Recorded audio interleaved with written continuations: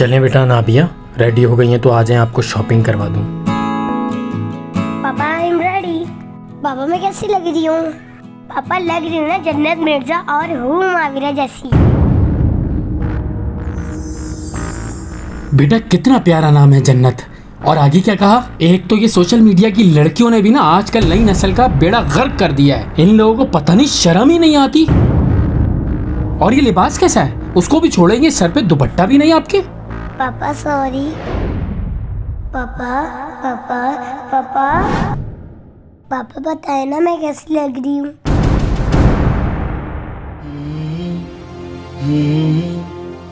आप बहुत प्यारी लग रही हो नाबिया, लेकिन पता है हमारी बीवियों की सुन्नत ये नहीं है। हमारी बीवियों की सुन्नत जो है वो पर्दा है।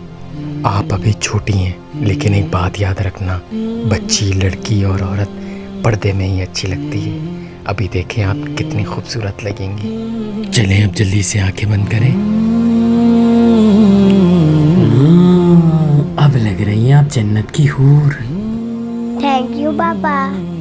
Love you. चला आपको कुछ दिला दूं।